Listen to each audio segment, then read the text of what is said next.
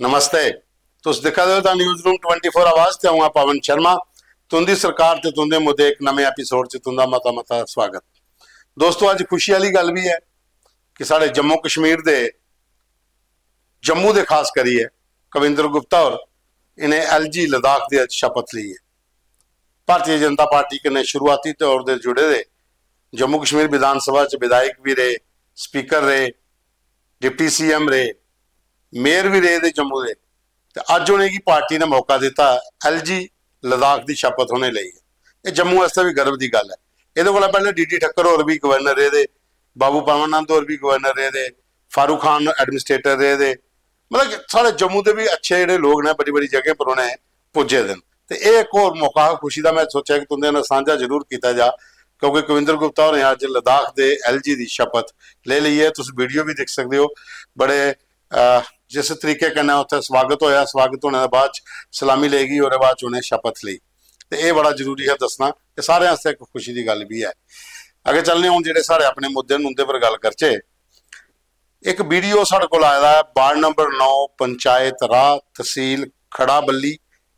एक hand pump लगे दा है, रस्ता भी है कन्ने, लेकिन उस रस्ते पर छड़ा इयां घाह की घास बनी दी है। बरखा बुरखा हुई तो चलना बड़ा मुश्किल हो जाता। हैंड पंप खराब होए दा। खौड़ दे विच मते सारे विधायक ग्रामीण पंचायतां नूं उत्थे हैंड पंप ठीक करवाने का काम चला पिछले 3-4 दिन का। मंत्री सतीश शर्मा होरें अपनी टीमां भेजी दियां, लेकिन इत्थों के लोगों का आखना कि साड़ा भी एक पंप लगे दा, इसी भी थोड़ा ध्यान मार लो। ये वार्ड नंबर 9 पंचायत राह तहसील खड़ा बल्ली ते विधानसभा खौड़। तो ये मुद्दा भेजने वाले साढ़े कोल मंगा राम, बिट्टू राम, जीत राज, अशोक कुमार, नरेश कुमार ते प्रकाश चंद ते विजय कुमार होर। वो आखा कि ये काफ़ी समय का पर जो पंप है बंद पे है। दूआ पंप इन्नी दूर लगे दा है कि बरखा कनी होए तो पानी लैन जाना मुश्किल हो जाता। तो दूई सप्लाई आती कि नहीं, पानी बिजली की नहीं आती तो पानी कितों सप्लाई होना। तो लोगों पीने के पानी की बड़ी किल्लत है। तो मंत्री सतीश सिंह उन्हें अपील की है कि ये जो सारा लिंक उनके तक पहुँचाओ। तो उन्हें आखो कि वार्ड नंबर 9 जो राह पंचायत है उत्थे भी एक पंप लगे दा, उसकी ये दशा जी है बड़ी बुरी है। वो आपू सुना दें, तुम भी सुन लो। तो ये मुद्दा जो है भी बड़ा जरूरी है कि सतीश होर इधर भी ध्यान दें। सर ये है तहसील खड़ा बल्ली पंचायत खड़ा वार्ड नंबर 9 गाँव सजवाल। वार्ड नंबर 9 में मात्र एक ही हैंडपंप है, तो ये भी कई दिनों से खराब पड़ा, आप खुद देख सकते हैं। कोई शुद्ध बुद्ध नहीं है, बिजली 2-2 दिन बंद रहती है। पानी के लिए मारो मारी दूसरे गांव से पानी लाना पड़ता है। जहाँ खड्ड जी चोए कड्डो तो या पानी लाओ। दूआ ये कन्नै आने का रास्ते का कोई साधन नहीं। पानी लैन आओगी तो बरखा कने कोई कियां आओ। तो ये दिखी सकते हो सामने थोड़े वीडियो है। उस वाले पासे कोई रास्ता नहीं है।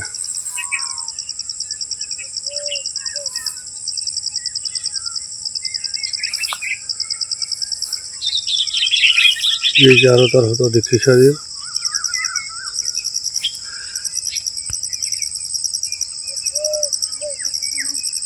ये पीछे ग्रां है, मोटे मोटे कार्टून रखा, रुख बूटा बड़ा है जिसे छपाओ है।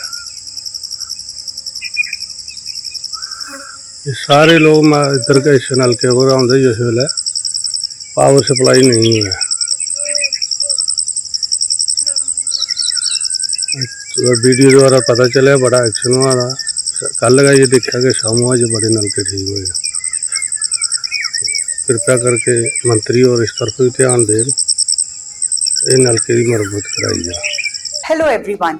SR College of Competitions has been guiding civil services aspirants for the last 25 years with consistently strong result and a track record of successful candidates. If you're a graduate, our regular batches are designed to give you a focused start for IAS and JKS examinations. अगर आप college में हैं, हमारे foundation batch will help you build the right base from the beginning. Our course offers complete syllabus coverage, prelims plus mains, GS paper 1 to 4, essay and CSAT. We have experienced UPSC and JKS faculties.